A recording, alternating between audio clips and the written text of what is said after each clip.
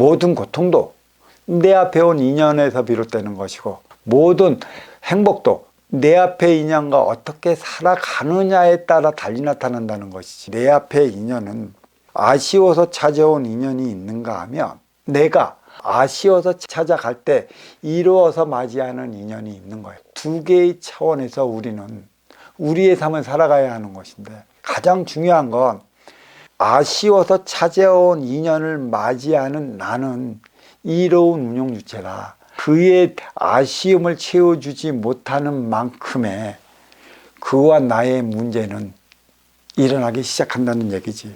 그 문제를 해결하지 못하면 우리는 어떠한 삶도 한 뼘도 나아가질 못해. 인간관계는 항상 내 앞에 인연은 나아가기 나름에 달리 나타나는 작용 반작용의 법칙, 상대성 원리가 적용된다는 것이고, 이것은 곧 인생 방정식을 뜻하는 것이지. 내게 너한테 이로우면 너도 나한테 이로울 것이요, 내가 너한테 해하면 너도 나한테 해할 것이며, 내가 너한테 무관심하면 너 또한 나한테 무관심할 것이라. 얼마만큼 아쉬워 찾아온 네의 아쉬움을 나는 어떻게 채워나가야 하느냐는 것이지. 아쉬움을 채워주지 못해 받게 되는 게 표적인 것이야. 표적은 내가 너한테 이로움을 주었다면 이로움의 표적을 받는 것이고, 내가 너한테 해야했으면 해한 만큼의 표적을 받는 것인데, 이때 해한 만큼의 표적은 앞에 온 인연에 직접적으로 받을 수 있고, 옆에 뒤에 있는 이들에게 간접적으로 받을 수도 있으며, 대자연으로부터 직접 내리는 표적을 받을 수도 있는 것이야. 기도에서 어려움을 풀어 나간 만큼 분명한 것, 내게 무엇 때문에 어려워졌고, 무엇 때문에 힘들어졌고, 무엇 때문에 고통받는지에 대한 근본적 차원에 도달하지 못하면 어려움지에 풀지 못한 숙제로 인해 나는 재차 그와 유사한 어려움을 맞이하며 살아간다는 것이지. 그때는 또 다른 인연이 나 앞에 와 하나 되어 살아가자고, 내가 또 찾아가 나의 아쉬움을 채워보기 위해, 그때 그가 행함에 따라 나의 삶도 달라지는 것이고, 내 앞에 찾아온 인연의 허한 곳을 채워줌에 따라 나의 삶이 바뀌어지는 것이야.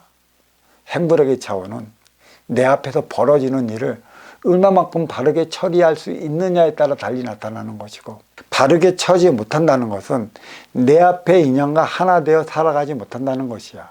왜 내 앞에 그러한 인연이 있을까? 왜 내 앞에 너와 같은 인연이 있고, 왜 내 앞에 그대와 같은 인연밖에 없느냐는 것이지.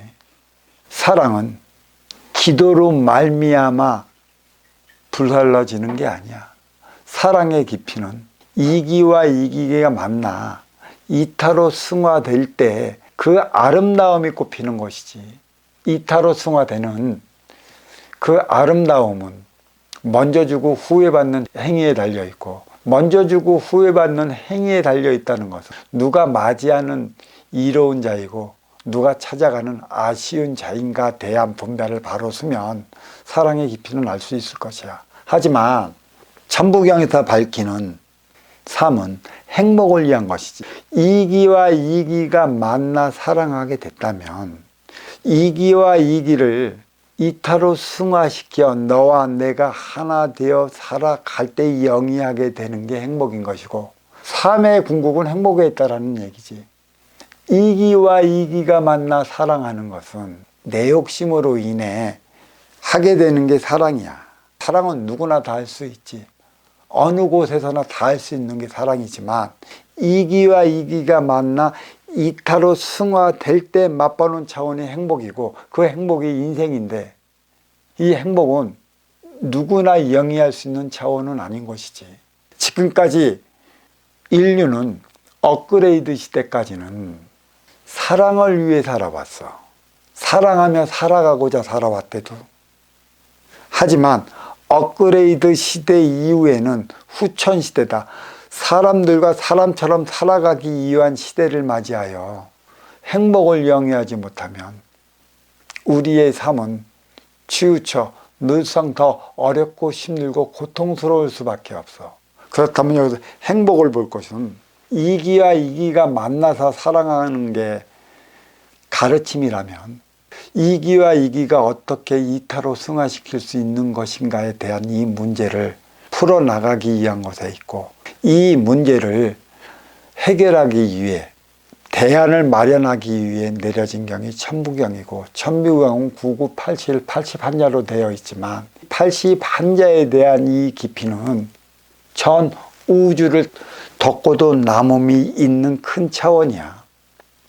선천시대는 육건사를 위한 육생살이 선천시대로서 육생량을 통해 사랑을 위해 사랑하며 살아왔다면, 후천시대는 인생살이 인생시대야. 사랑하며 살아온 그 시대에 행복으로 승화시켜야 하는데, 이기와 이기를 어찌 해서 행복으로 승화시켜 나가야 하는 것인가는 앞으로 인류가 꾸준히 해결해 나가야 할 문제인데, 이거는 천부경 안에 9981자 안에 모든 대안이 담겨져 있다는 것이지.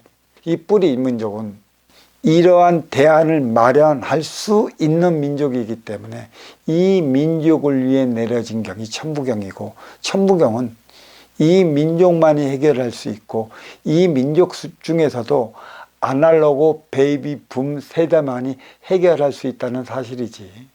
이들이 인터넷을 통해 숱하게 천부경에 대한 해설을 남기고 해석을 하고 강좌를 해나가는 것도 이들 세대에서 일어나는 것이고 보면, 결국 이제는 인터넷에 쌓여진 이 해석을 통해 무엇이 바르고 무엇이 그르고 무엇을 추구하고 무엇을 위한 삶을 살아가야 하는지가 정해졌다면, 이로 말미암아 이 뿌리 민족 내에서 전후 좌우 대륙 세력과 해양 세력, 두둑과 몸통을 위한 어느 쪽으로도 지지 않는 삶의 대안을 마련할 것이고, 이것이 꼭 행복의 차원이라는 것이야. 천부경의 역사는 고조선의 역사로 올라가 봐야 하지.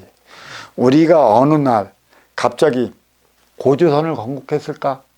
그리고 그 5000년 역사 뺏기 우리 민족의 역사가 없을까?